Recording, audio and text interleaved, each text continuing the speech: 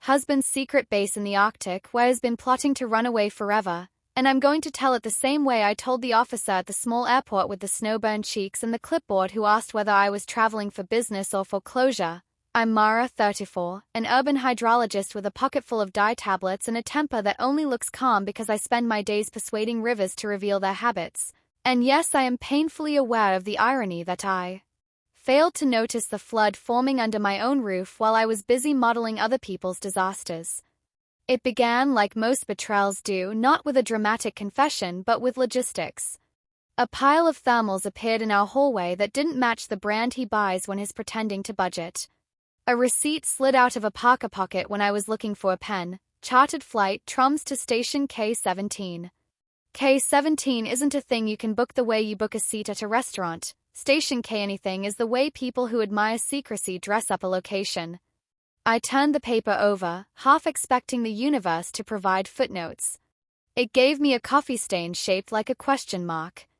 My husband, Eli, designs emergency shelters for extreme environments. My favorite of his first-year projects was a tent that looked like an origami vow. He's the kind who can tell you the tensile strength of regret if you give him a spreadsheet. So when he started carrying his body like a blueprint that had been folded in the wrong place, I should have asked the obvious questions. Instead, I did what I teach my interns to do with stubborn water. I watched for the pattern. There were gaps. He began to consult on weekends for a private client who paid in silence and sealed crates. He acquired a fondness for sea charts as wall art. He learned the names of winds you only need if you've decided to argue with the poles. And there was his laptop. The browser history was clean, which might have passed for tidy if the cache didn't smell like bleach. People think deleting is a magic trick. It's just new paint on damp wood. I didn't confront him. Not then. It wasn't cowardice, it was my training. You don't accuse a river of flooding, you move sandbags and take notes. I put my notes in a folder labeled Marriage Runoff. I slept. I woke. I did my job. I followed pipes and sat in rooms where people tried to make their roofs seem blameless. I drank coffee that knew too much about me. I waited. Then the parcel came.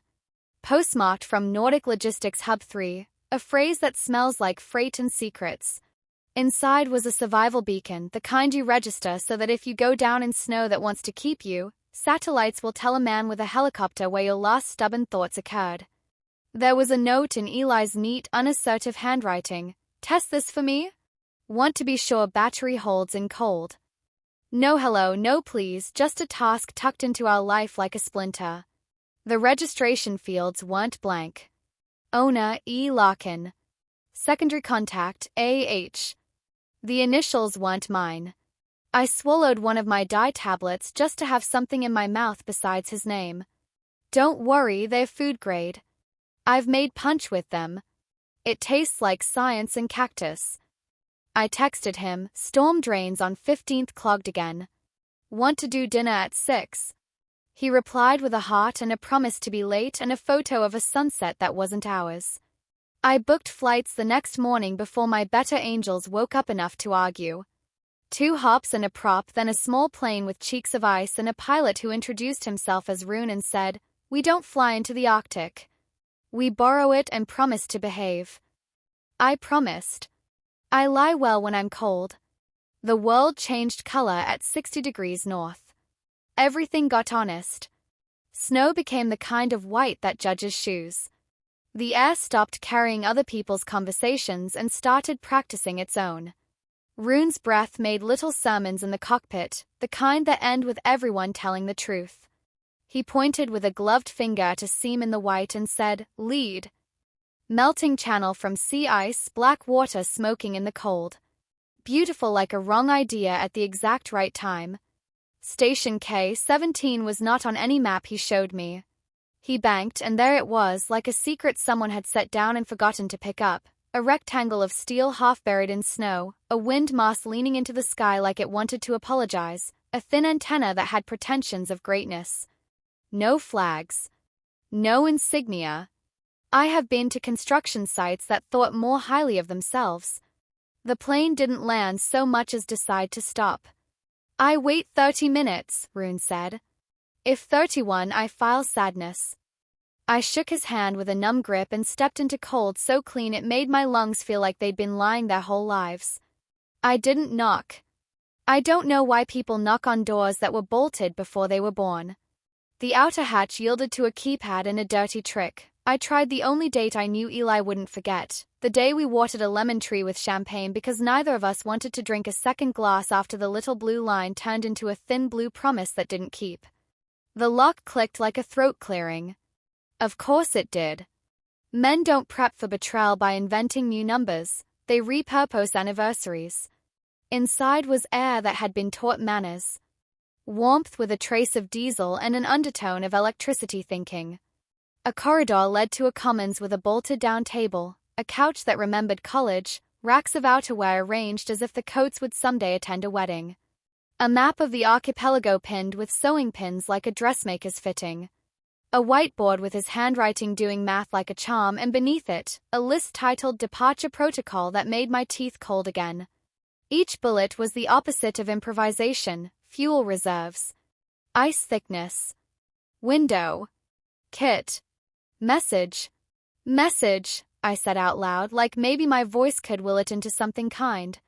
He had a beard. Eli hates beards. He says they make him feel like his face is committing to opinions without his consent. But he had one, soft and crooked, and it did strange things to the shape of his mouth. He came into the commons carrying a coil of rope like a man carrying guilt that had learned to behave. When he saw me, he made a sound halfway between my name and a weather report. Mara, he said, and then because we still had to be who we'd been before we could be who we were, he added, "You must be freezing." "Just my love life," I said, and I watched the line go in clean, no blood. We could have shouted. We did not. The Arctic edits you down. You lose adverbs and alibis. He made tea because betrayal and hospitality share a cupboard. I held the mug and watched steam practice disappearing. He stood because sitting would have made it too much like a dinner we had survived. "Why are you here?" he asked, which is rich. "You mailed me your running away kit," I said, letting the mug reset my hands. "And you sent a survival beacon with another woman's initials as the contact. I'm a hydrologist, not a cryptographer, but even I can solve that equation." He closed his eyes, that small pain thing that used to make me want to press my thumb to his eyelid and ask the secret to come out. "Anya," he said. He searched and found a drawer full of words and none of them were clean. "She's the pilot who's been moving cargo up here for me." We. I raised my mug like a toast to honesty. "You built a base in the Arctic with your mistress." He flinched like I'd called him cruel instead of accurate. "I built a base for leaving," he said, and it shattered something soft under my ribs. He walked to the whiteboard and tapped the word departure like it was a hymn. "I wanted to see if it's possible. To live outside. To not be domesticated by errands and spreadsheets and the way cities pretend their disasters are polite. I wanted to know if the horizon could be a house." "And Anya?" I asked.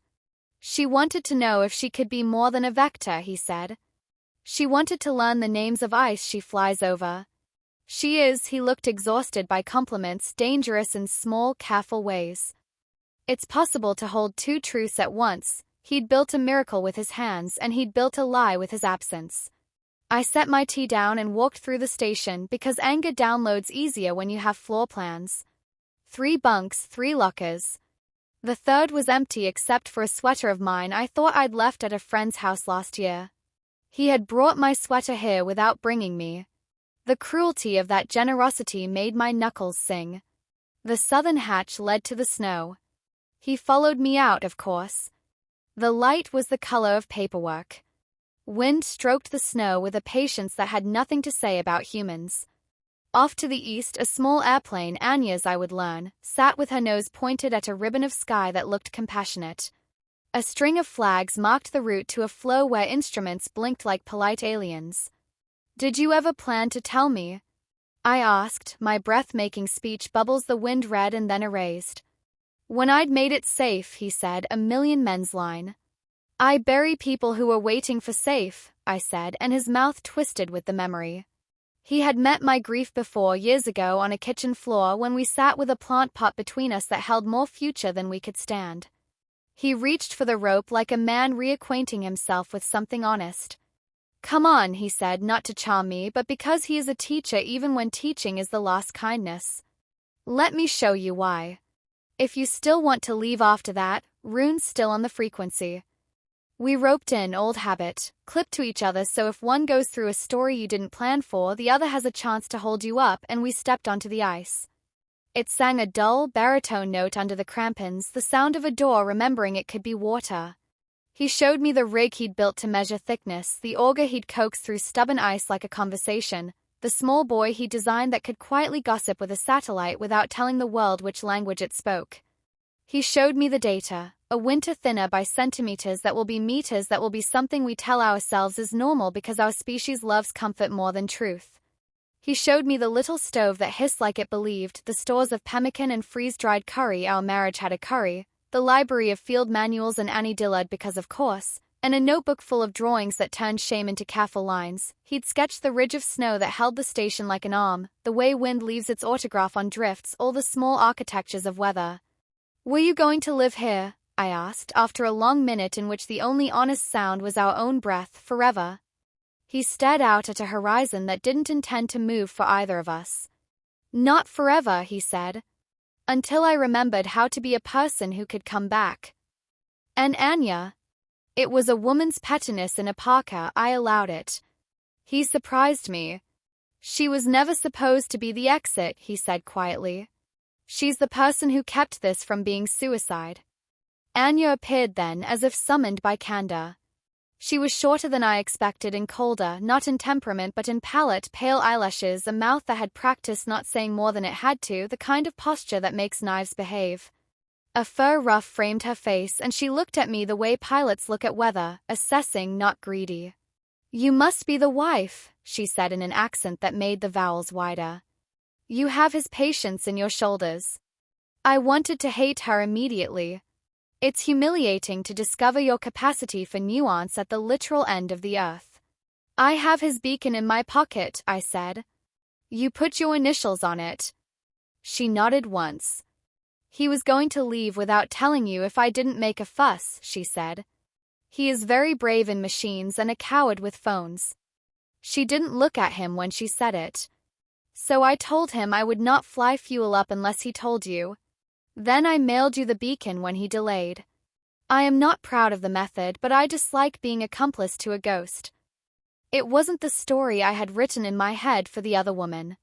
I stood there with my rope to Eli's harness and my hands in my gloves and the wind filing me down, and I felt something unglamorous, relief. Not for the betrayal. For the fact that in this, as in all his projects, there was a woman insisting on redundancy. We went inside. The world resumed its temperature. We made real food because tea is not an apology. Anya diced onions like she was negotiating territorial rights, fast and fair. Eli stirred with the concentration he saves for bolts that want to misbehave. I set bowls out because sometimes the most you can do for a catastrophe is give it edges.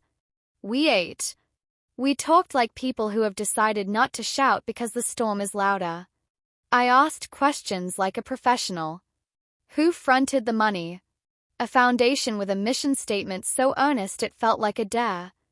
How many trips? 37. Who else knows? A man in logistics, a woman at a weather station who thinks he is merely enthusiastic. The plan? Launch in April when the ice lets go enough to move the station to a flow that can drift, then ride the currents until autumn, making measurements and pretending that paperwork has moved somewhere warmer. And then? I asked. Then I would see who I was, he said. Alone. Yes, he said, and there is sometimes a mercy in hearing a man choose his own indictment. We washed dishes like civilians and threw the water outside and watched it crystallize mid-air like the day had a magic trick it kept around for company. Night added itself gradually until it was the whole point. The aurora arrived like a patient guest, green and inattentive, and then remembered its manners and fled like God learning cursive. Anya tugged her hat down over her ears and went to sleep, not leaving us the stage so much as clocking off. Eli and I stood shoulder to shoulder in our parkas and watched light pretend to be river. I didn't know how to ask the ground to forgive me for wanting something that wasn't it, he said finally. And you thought the sky would be less judgmental, I said. He laughed once, breath making a small confession. I thought emptiness would be kinder than the rooms where I kept failing, he said. After we lost the baby, I kept trying to build rooms that could hold us, and every time you walked into them I heard everything I'd gotten wrong. He was crying politely. Men, even soft ones, cry politely at first. The base is, I made a container that could forgive me. I have spent enough hours with rivers to know when a bank has eroded and can be rebuilt, and when it needs to let go of a bend it can't hold. I loved him fiercely, to the edge of my patience and back. Loving him had thinned me and thickened me and taught me to see where water draws maps under cities. I put my glove on his glove and squeezed like a guide rope. I don't need you to hate the emptiness, I said. I need you to stop subtracting me from your math. We slept, me in the empty bunk, him in a bag on the floor, because contrition owes its back to the cold. In the morning, Anya woke first and started the generator with a yank that made it remember its life. She left us coffee and a note, I will circle. Weather says yes for 3 hours and then spite. Underneath, a doodle of a bird looking judgmental. Over oatmeal, we made a plan that wasn't romantic and therefore had a chance of not being a lie. He would come home with me for 30 days. The base would not be abandoned. Anya would fly in a friend to babysit the instruments. The three of us would assemble a legal document that put control of the station in a trust with stewardship rules that read like a scolding: no disappearing, no running alone, no drift without consent from all parties, no heroics disguised as research. He would present his data to my department and 3 stubborn women at a coastal institute who serve climate tea with subpoenas. He would ask for peer review. He would sit in rooms where people didn't love him and practice not leaving. And us, he asked, almost a whisper, because we were both allergic to platitudes. I don't know, I said, because truth is an antiseptic. I want to try. I want to fight in kitchens again. I want to miss you because you're at the store, not because you're holding hands with vanishing. I want us to be the version of ourselves that eats on plates. He nodded like a man being given a tool he understands. Plates, he repeated. We packed the station down for absence like parents leaving a teenager alone for a weekend. Labels everywhere, a full fuel drum placed exactly where guilt would trip over it, a note on the whiteboard that said in my hand, leaving is not a form of safety. Anya circled back in a kiss of wind and we loaded what we could: notebooks, the drive with data, the sweater that had no business being here. We left behind the weight, which is how you travel responsibly. The flight back pinched the world smaller in my eyes. Grief does that too. Rune said nothing and everything with the way he kept the nose of the plane pointed at a corridor of sky that had decided to behave. At the little airport, the officer with snowburned cheeks asked business or closure, and I said both, and he stamped a thing that didn't require stamping because humans like ceremonial edges. Home was loud. Pipes knocked like they were trying to be percussion. The city yelled its lead yells. I walked into our apartment and it smelled like citrus and solder in us. I took the beacon out of my pocket and put it in the bowl by the door where we keep keys and obligations. His initials were still on the form. We sat at the table without touching, and then he reached across the ugliness and I let him, and if you want the movie version you can have it somewhere else. The domestic truth is that reconciling looks like calling a plumber and replying to emails and taking a walk in air that has opinions and then sitting on the floor with takeout while making a checklist called things we don't do anymore. We didn't become saints. He still looks at maps the way some men look at legs. I still hold grudges like Tupperware. We go to counseling where a woman with hair like good rope asks him what problem emptiness solves and asks me to say what I need out loud even when it makes me sound greedy. We keep the base in the trust and write a schedule on a whiteboard, and we are very boring about it. He goes north with a team now, not as a disappearing act but as part of an ensemble piece called Adulthood. He sends photos of instruments behaving and auroras showing off and never again of anything he thinks will substitute for a conversation. I went back once in late spring when the light refuses to learn night. We flew with 6 people and a list of tasks and a woman from the institute who can make a senator apologize with her tone. The base was as he'd left it, only a little more honest. We did the work. We placed new buoys. We listened to ice turn into arguments and then into water and then into something we will have to manage with better laws and kinder maps. At midnight I stood alone by the mast and watched pale green travel above me like someone drawing their finger slowly along the underbelly of God, and I said the names of the things I have: my job, my stubborn river, my ridiculous husband with his dangerous tenderness, my patience that only looks calm, my anger which is less volatile these days and more like a stove that knows when to simmer. If you need an ending, here's the one I will give you: deliberately uncinematic, aggressively human. Last Tuesday I unclogged the storm drain on 15th with a rake while an old man kept me company with a story about the time the creek used to run open behind the bakery. My phone buzzed with a text from Anya, just a photo of the beacon log with a caption, "Batteries hold." Beneath it, a second text from Eli, a picture of our kitchen table covered in screws and a note that said, "Fix the wobbly leg. You were right about the shims." I sent back a thumbs up and then another message, "Upstairs." Our small domestic code for, "Do you want to be married to me right now in the least dramatic way possible?" He wrote, "Upstairs," and he came home and we ate on plates, and after we put the dishes in the sink I took the lemon tree onto the fire escape and we watered it together like a ceremony, and the city breathed, and somewhere terribly far away the base held in place against a wind that didn't mind, and the ice took attendance and nothing was forever except the work we'd chosen to do, which felt, on that Tuesday barefoot on tile, like a kind of mercy I could live inside without plotting my escape.